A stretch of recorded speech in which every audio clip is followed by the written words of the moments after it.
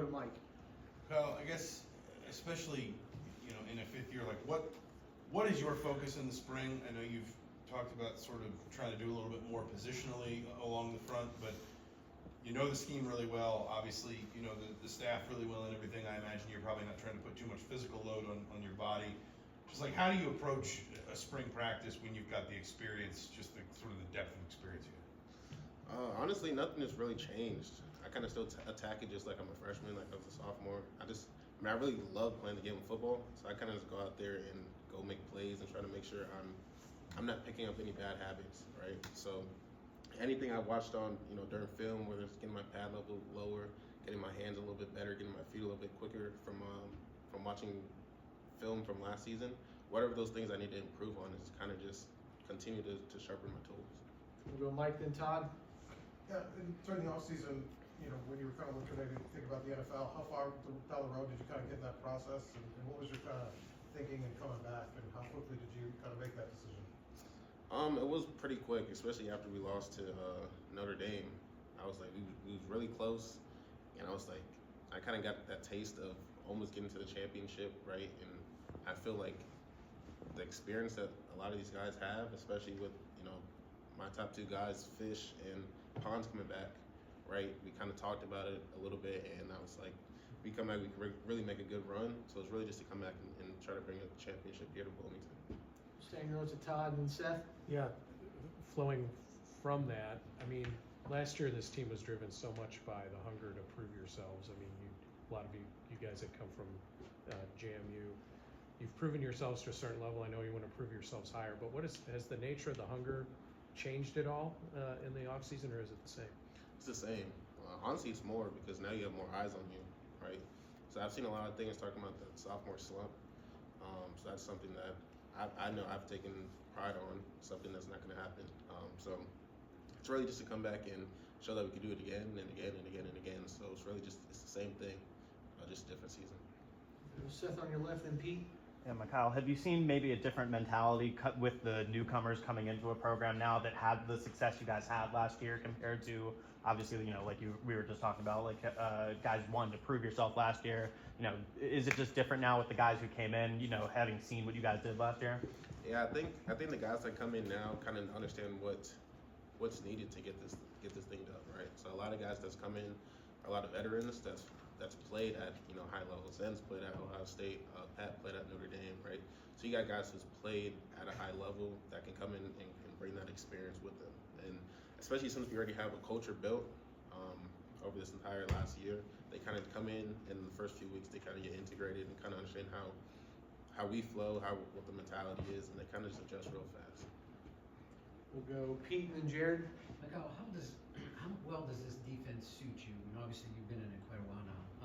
But what is it that really maximizes your abilities, and how do you learn to adapt to them? It's kind of, we have a good bit of freedom, right? So I can kind of go out there and make plays, especially me kind of become an older guy and more of a vet.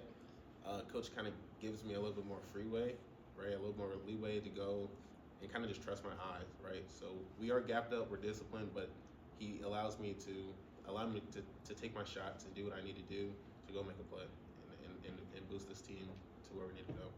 Stay second row on your left to Jared, then Zach B. You mentioned before that you wanted to play a little more of the stud this year. How much have you been doing that this spring, and then how much do you want to do that in the fall? So that's pretty much the position that I've switched to full time. I'm more like stud, and then if necessary, I'll go to a little bit of field end.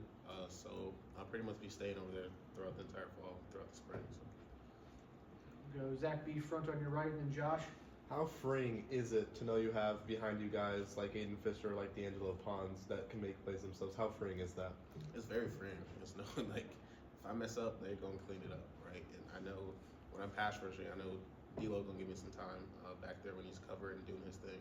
So it's great to know that we got all Americans, we got guys on every single level. It makes everyone's job a lot easier. Josh and Daniel. So just on the topic of just like trying to prove yourself once again, is that something that's left unsaid when you guys are practicing, or you guys have talked about we gotta avoid the sophomore slump? It's definitely unsaid. I think everyone that's here already have that mentality. Everyone's already dogs, right? So when you have a whole group of dogs, you don't gotta really say too much, right? You just go out there and play, and especially once you start to see practice kind of slow down, you have those leaders that kind of pick it back up, right? So I think everyone that's a part of this program knows what they need to get done and how to get it done. So it's really not much talking we got to do. We go Daniel, then Nick.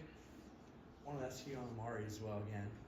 Aiden mentioned that you approached him about him like kind of wanting Amari under his wing. Why did you approach Aiden about that? Cause I mean he's one of the top linebackers that I've ever played with, right? So he takes the game real serious. He plays physical, right? He's really smart. He understands offenses. He understands our entire scheme. So he's kind of the full package in that regard. And someone like that, I think that's the best person to take. You know, have my brother go under his wing. I've done a lot what I can do to teach him, but you know he plays linebacker, which is a little bit different than what I'm doing. So why not get the best linebacker in the country to mentor him? Go Nick on your right, and then Joe. Have you noticed like the other transfers adjusting well, and what are you expecting out of them in the upcoming season? Everyone's adjusted really well. I think this is a great team to kind of transfer into.